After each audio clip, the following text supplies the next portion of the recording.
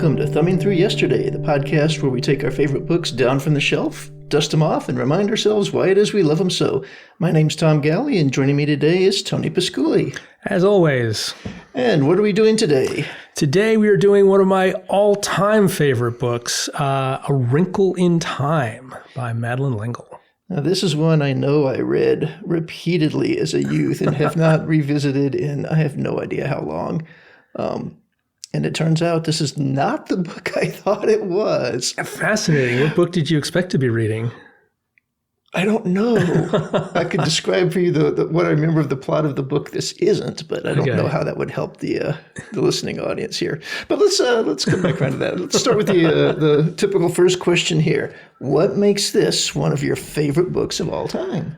You know, one of the reasons it's a favorite is because it's a kid's book, and so I encountered it early, and it was a very good kid's book. So I read it more than once. I read it and I returned to it frequently, and it holds up very well. It's a little, on this more recent read, I find it a little thin.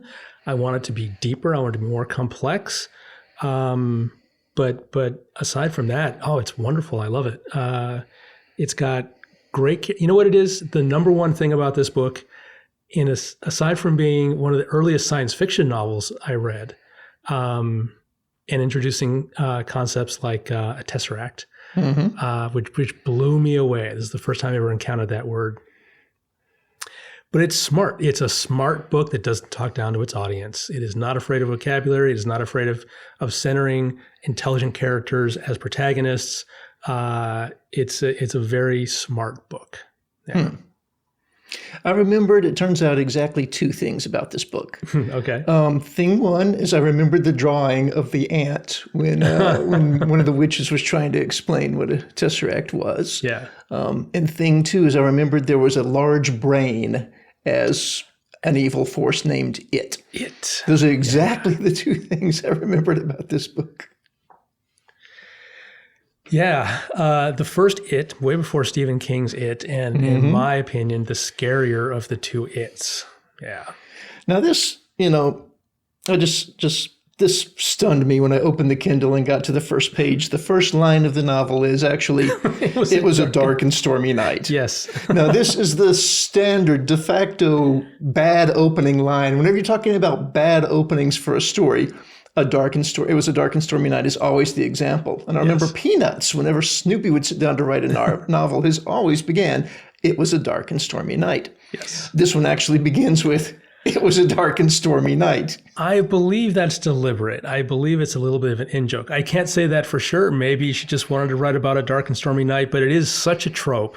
In fact, that's an actual line from an actual novel by, I believe, Edward Bulwer Lytton. And I haven't read the novel it's from. I don't even know the title. But I know there's a contest every year. The Lytton Award, yes. Yes, for the worst opening line. Yep. Yeah. So, but I think it works in this context. The reason it's a bad opening line is because it's tired, not because it's necessarily bad. Yeah. Well, this was a new book for me. Again, I know that I've read this thing repeatedly, but I remembered absolutely nothing. Well, okay, I remembered exactly two things about them, neither of which are important, really, in the overall arc of the book. I really didn't care for it this time through. Wow. And in particular, because I just couldn't care for Meg. Interesting. The lead character, who we are clearly meant to empathize with, by the end of the book, I hated her. Oh, no. Yes. Why did you hate her? I mean, she is kind of a whiner. Well, exactly. She goes, she spends about a third of the book whining because she lacks self-confidence and feels bad about herself. And she spends about 2/3 of the book being a rampant bitch. Yelling at people for things that are obviously not their fault, saying hurtful things for the simple purpose of saying hurtful things when she's aware of the fact that she's saying hurtful things only to say hurtful things. Yeah. And, in the last 10 pages of the book, she has the miraculous self-realization and suddenly is all love and goo-goo eyes. And then they do the thing they said to do and the family is happily reunited. And I didn't care. Any one of the other characters in the book, I would have been happier if it had been about them, because they had some complexity, they had some realism, and she was just she was just something to keep the plot moving forward. I would argue that demonstrates a lot of realism for a character who's that age. Now, I don't remember if it tells us how old she is. If she was 9 or 10. No, she's older than that. She's in high school. Yeah, that's what I was thinking. But she's not a senior, so I think she's like, I don't know, 15, 16 years old. Because the twins are younger than her. Yeah, the twins are like 10 or 12. Yeah. And then, of course, Charles Wallace. Yeah. But yeah, I mean, had this been told from Charles Wallace's perspective or from the boyfriend's perspective or heck, even from the twins' perspective or the mom's perspective. I think Calvin's the quote boyfriend. Right. They don't actually hook up. But he would have made an interesting protagonist, I think. But I think because L'Engle, I think she wanted to center a female protagonist. I think that was important to her. And I think, if you remember what she's going through at the time, she's in kind of her awkward phase. She's not an attractive girl by any stretch. And she's in a family of literal super geniuses, and she's the dumb one. I mean, she is sort of above average, but in this family, she's dumb because her mother, her father, her brother are all so smart, and the twins don't care because they're sports guys. Yeah. So she's got nothing going for her as far as she can see.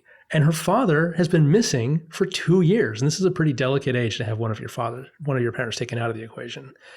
So mysteriously so. Mysteriously, which makes it worse. And people are talking like, oh, he's not coming back because he's having an affair. Yeah, he doesn't love your mom. People are saying horrible things to her. So I get where you're coming from, that she is kind of a whiner, and I very much like active protagonists who are their best selves. But she's an awkward teenager, and I think she's pretty realistically an awkward teenager. She's not as sophisticated as a modern teenager by any stretch, but this is from 1962, so. Yeah, and we are constantly reminded of the fact that things are not good for her, right? Yeah, Everyone around her who loves her continually makes excuses for her behavior. Yeah. No. If this was a TV show, I would have turned it off 10 minutes in. Fair enough. Yeah. Fair enough. I just could not empathize with her. And intellectually I recognize what you're saying, and intellectually I recognize it's probably actually fairly accurate. Mm-hmm. I try to minimize my interaction with teenagers personally, but says the high school teacher. College teacher. Okay, right. Sorry. Right. Yeah. Late teens at best. Late teens. Yeah. But yeah, it's yeah. So anyway, if I could get past not liking the protagonist, the story is, I like what you said, thinner. Mm-hmm. It was a thin book because by the end of the book, they've actually accomplished almost nothing. Mm-hmm. They've enlisted supernatural aid. Well, supernatural aid has enlisted them into this epic struggle of light against dark that's spanning the entirety of multiple galaxies. I don't know if it's the entire universe, but we'll go ahead and say it is. Yeah. And what do they manage to accomplish? They spring Dad. Yeah. Exactly one thing. And not even, so he's another fighter in the cause, but we're talking about a cause in which living stars fight back by suiciding. Yeah. And now we've got one more person involved. Yeah, it just is very unfulfilling when we get to the end, and that's literally the payoff. As a mission, it seems like way too high risk because they almost lose Charles Wallace, and he's going to be a great fighter for the cause. Yep. So they almost sacrifice Meg. Well, she's not that much, but they almost lose Meg, Calvin, and Charles Wallace in the attempt to rescue the father. And that seems like a really bad trade. That's some Saving Private Ryan math there. Yeah. So bad deal, but they do pull it off, and that's good. And, as much as it's thin, and it's aimed at a pretty young demographic, I like that it's a very, very small personal story in the context of a huge epic struggle. Because a lot of times you read a book and it's about a huge epic struggle, and it's like, well, how do I connect to this? Yeah, you have to get down to individuals. So I question, when I put it down and I'm thinking, okay, this is a book targeted at young people. Yeah. What is the lesson I meant to take away from this?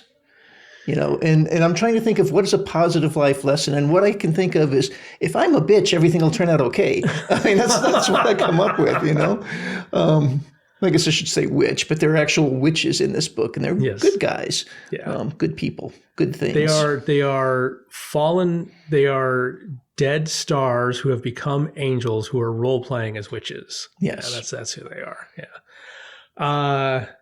So, okay, as far as lessons, I think the lesson you're supposed to take away from it is that if you're a dumpy teenage girl, it's okay. You're enough. You don't have to be the smartest one in your family. You just have to love your family. Right. And it is her, in the end of the day, it's her and her alone that saves the dad. Yeah. You know, as you said, the hyper-intelligent, hyper-intuitive Charles Wallace falls first. Yes. The boyfriend and the father, although they have the guts and are willing to go back and try to face it, they know that they'll fail. Yeah. Right. It has to be her. She's the one that has the special, unique flaws.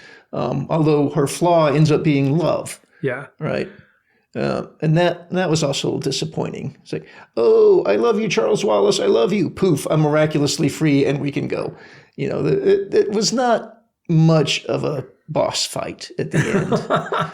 No, it's not. It's like it is thin. But at the same time, I mean, so when the witches are handing out blessings, right? Remember that? And they're going, you know, I forget what they give to everybody else, honestly. But they're saying, hey, I'm going to give you this. I'm going to give you this. Mm-hmm. And then to Meg, they give the gift of your flaws. And she's like, what the hell? That's it. That's all. That's my whole problem as a character, is that I'm full of flaws and I hate myself and I'm ineffective, as you say. And it's like, but that's the whole point, is, you know, it takes this flawed human being to stand up and do the right thing. And that is what I would say as a lesson is you don't have to be a frickin' paladin to make a difference in the world. You just have to be you with all your flaws and go out there and love somebody and make the world a better place. So, yeah, I like that message. That's a good message. I'm not sure that's the message I took away from the book, but that I would agree that is a good message. I think that perhaps she didn't. Maybe that falls on the list of messages you can take from this book. Yeah. Sure. Fair enough. I think the book would have had more of an impact on you if you'd read it. Well, you did read it when you were young. Well, I read it repeatedly when I was young. Really? You know, so this is on my list of choices. Wow. But again, in my mind, now, I know for a fact that I read this book over and over again because I remember the Wrinkle in Time. I remember the name being really neat. And I can see the tattered cover of the book as it sat on my childhood bookcase. But this is not the book that I thought it was. The book that I thought it was had to do with a young man who wakes up in the future. He gets kidnapped, tossed in the ocean. He finds himself part of a plot that might involve jewels. That sounds like Captain's Courageous. He gets fed by a young lady because she dips her fingers into a bowl of stew and sticks them in her mouth. This is not that book. No, it's not. I don't know that book. I don't know that. I know. I'm going to have to figure out what that book is somewhere down the road. Maybe a kind listener will recognize that vague description. So you said, okay, so it is a thin book. It's a short, but it's a I don't know the word for this, a quintology. There's 5 books in this sequence, which is odd because as much as I love this book, I've read this book, I don't know, maybe a dozen times. And I've read the sequel 5 or 6 times, A Wind in the Door. And I've read the third book at least 3 or 4 times, A Swiftly Tilting Planet. And I couldn't even tell you the titles of the next 2. I don't know why. I've never read them. Yeah. Well, it makes me feel good that there are more because, again, this book, it introduced us to some interesting characters, not necessarily likable, but interesting characters. But it doesn't give us much. Again, for them, it's an epic struggle, but it's an epic struggle with, like you said, a very small payout.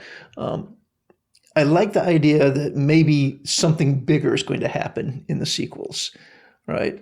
So we've rescued the princess from the Death Star, right? And that's the end. That's where this one stops. But maybe now, we can actually go back and strike a blow against it or a blow against the dark thing. Well, like I say, I never got to the end of the sequence, so I don't know. I do know that the fight goes in different directions in the next 2 books. Like in the second book, they end up fighting evil mitochondria somehow. Yeah. Instead of planetary stuff, it gets microscopic. But it is, another thing I appreciate is it's also very science-based. And there's a whole other quintology of books, which I think is based on Calvin's family. Some other families, like 5 books in that series. And they're all I don't think there's any kind of science fiction or supernatural element to it. It's just a bunch of scientists doing scientist things. Yeah. So this did have some really nice language in it. You talked about her being unafraid to use vocabulary. Yes. There was a passage in chapter 3 that I highlighted. Silence fell between them, as tangible as the dark tree shadows that fell across their laps, and that now seemed to rest upon them as heavily as though they possessed a measurable weight of their own. That's just pretty. That's nice. Yeah. Yeah, that's such a nice description, and you can feel the oppressiveness of the shadows in that, yeah. Yeah. There wasn't a lot of that, but there were definitely passages in there that were, it's like, yeah, she can write. I was struck by the vocabulary in a couple places. The only one I highlighted for some reason is frivoling, which I didn't know was a word, which is to engage in the act of something which is frivolous.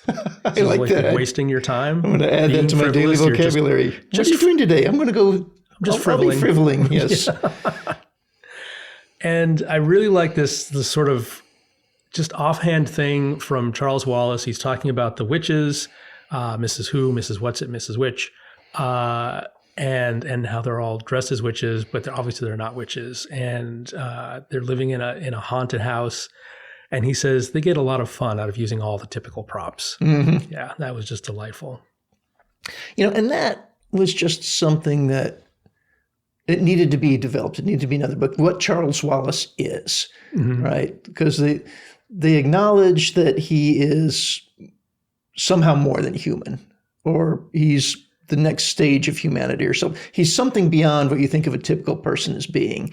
And in fact, he even has a conversation with Calvin where they're referring to Meg and say, she's not like us. She's not one of us, I think is actually the phrase he uses. Yeah. And they talk about the fact that twins are this new thing. It's just that the twins are doing a better job of social camouflage, right? They have learned how to integrate themselves and pretend like they belong in society. But we don't really get a look at what it is that he is that's new. I think what they're alluding to is, well, he's got two things going for him. One is he's really, really smart, but the other thing is he's either intuitive to a superhuman degree or he's a little bit psychic. Yeah, he's definitely, there's some telepathic tie-in there. Yeah. And I think the twins are also psychic, but I think their psychicness is limited to each other. They've got, twin psychicness where they can read each other's thoughts, but they are not as good at reading other people's. Yeah. And then Meg has none of that, just none of that at all. I do love the idea that the Tesseract is something that a person can learn to do. Yes. It just is now an ability of the father. It's a skill that he's trained, that he's learned. He's not good at it yet, but with nothing more than the clothes on his back, he can will himself or flex something and poof. Yeah. They end up traveling through in-dimensional space and popping out elsewhere. Yes. That was fun. They did take at one point a little detour through two-dimensional space. Yeah, that was interesting. So I don't know. I love this book. This was I'm waving my hands to turn the lights. This was written in 1962. It was rejected apparently by everybody. It was rejected over and over and over again until somebody took a chance on it. And then as soon as it was published, it became a huge bestseller and it won the Newbery Award, the Newbery Medal, which is like the highest award for children's books. Yeah. Which is a huge deal. And it won it almost immediately. Because there's at the end of my copy, there's a copy of L'Engle's acceptance speech for the Newbery Medal, here, which is like just 1 year later. Yeah. So that's really stunning that a lot of people apparently had a reaction to it, which is like, and I don't know what their reaction was, whether it's like, unlikable protagonist or too technical or who cares or whatever. But obviously a lot of people couldn't see its potential until it was published, and then it just found its audience and boom. Yeah. So I think it'd be interesting to compare it to other children's books of the time and see, what was this norm? What was the standard for a children's book in 1962? And how does this differ from it? Why did this stand out in such a remarkable way? Well, to me, okay, now I need to look up when The Lion, the Witch, and the Wardrobe was published, because that's my obvious point of comparison. And what's interesting is The Lion, the Witch, and the Wardrobe is often sort of, it's looked down upon for its, pretty overt religious allegory. Yeah. This thing, Wrinkle in Time, it's not even religious allegory. It's just straight up religious. The witches are angels. They're fighting against literal evil. They are soldiers of God. There's a passage here where they quote one of the Psalms. Sing unto the Lord a new song and his praise from the end of the earth, and so on. I mean, that's not an allegory. There's no Aslan here. This is just, yeah. Yeah, it did. There was a section in there when the witches are explaining what they're doing and how they're fighting the darkness, which is literal darkness, by the way. The universe is actually being shrouded in literal darkness as well as spiritual and figurative darkness. But they're talking about, simply being good is fighting back. You have these artists, these musicians, these writers, they're all fighting the battle. And I'm like, okay, this is getting a little thick. This is a little heavy-handed. Oh my God, it's pure good versus pure evil. And there is now going to be eye rolling and hand clasping and sighing. Yeah. But that didn't last too long. So L'Engle's pretty clear that, there is an allegory in here, and the allegory it's not a religious allegory. It's the planet of Camazotz, and the allegory is to communism. And she's pretty clearly that she wants this to be an anti-communist book. She thinks that communism is a great evil. I agree with her, by the way, on that. And that, at the time in the 60s, it was kind of taking over the world. And individualism, all the people she cites are not only great artists and whatever and good people, but they also highly individualistic. Yeah, to be an artist is to put your vision of the world forward for others. And that's not sort of a communist thing. A communist approach to life is to put, something that's for the people generally, not me. This is me, but this is us. Yeah. So there's some of that in there too. There's quite a bit of that in there. Yeah. That society, they were mechanized, right? All of the children that were bouncing balls, they bounced at exactly the same time. All of the children that were skipping rope, they were skipping at the same time. There was one rhythm going on. When Charles Wallace knocked on a door, every door on the street opened in unison. Out of every door, the wife's head, mother's head peeked out and in unison. Never once did that scream communism to me.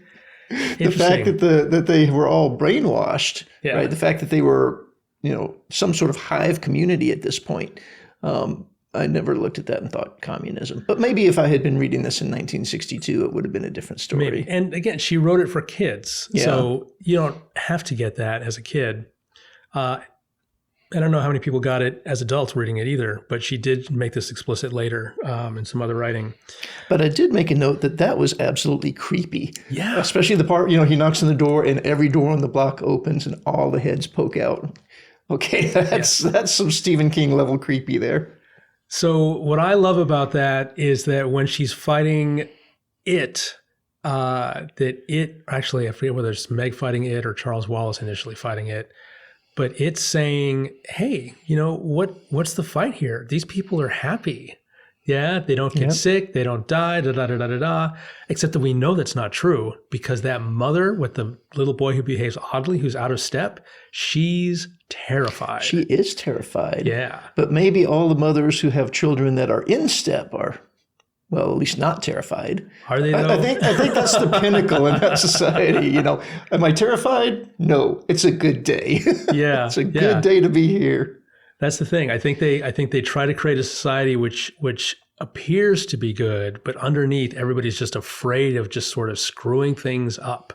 Yeah, because there's no room for individuality. Yep. Yeah. So, and again, here's another opportunity. Wow, do I want to know how this planet developed in such a way that there's a literal brain on a pedestal. This is some Star Trek original series stuff here. Gamesters of Triskelion, right? There's a literal brain on a pedestal running the planet. Mm-hmm. I just want to know how this came about, Yeah, good question. I don't know. I don't know if, is it like the High Evolutionary in Guardians of the Galaxy 3 where he started with an empty planet and just populated with his people? Yeah. Or did he take over person by person? We don't know. Yeah. I would guess that in her mind, the author's mind, that it was a takeover, because that's the fear. That was the fear at the time with communism. It was the domino theory. That's why we're in Vietnam, is to stop it from spreading, right?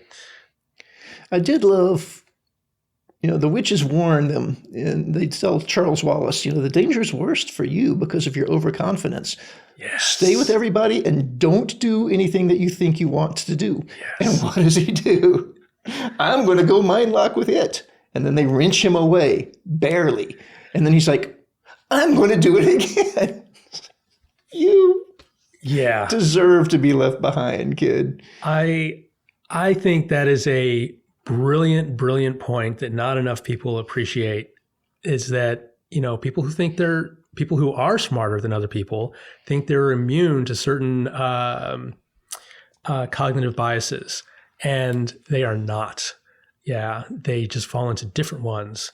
And it is just as easy to fool someone or trick someone or mislead someone who is very, very smart as it is to fool someone who is dumb. Sometimes easier. You just have to appeal their intelligence, and this happens all the time. There's a famous quote that I think is attributed to Bill Gates, that success is a terrible teacher. Because if you are successful, if you're consistently successful, you begin to think that you will always be consistently successful, right? Yeah. And it allows you, it empowers you to make some phenomenally dumb moves and learn quickly how untrue that is. Yeah. All right. Well, I didn't take very many notes on this. Again, this I'm going to just treat this as if it's a fresh read, because this was. I remembered none of the details other than the two I mentioned up at the start. The drawing of the ant and the brain running the planet. It was fun. It's been a while since I've read it. I think I did revisit it when there was a recent film version that came out, which I was not at all happy with, because I don't think it did justice to the book. It was sort of going off it's like, let's use this as a springboard for something else. But yeah, and I very deliberately did not read ahead, because I got myself into trouble. We were talking about the Great Brain, because I couldn't keep track what was in the Great Brain, what was in the next 6 books. But now that we're done with this, I want to go back and actually try to make it through the next 4 and get all the way to the end of this sequence, because I really enjoyed coming back to this. Even as thin as it was, as unsatisfying as it is in places, it's just still a remarkable book. And I think the complexity builds through the series, but I don't know. Yeah, don't recall. All right. So, all right, that's all I got. Okay. Well, then for our next episode, we're still going into the Wayback Machine. We're going to pick out Logan's Run by William Nolan. Logan's Run. Who even knew that was a book? All right. We will see you in 2 weeks. See you in 2 weeks.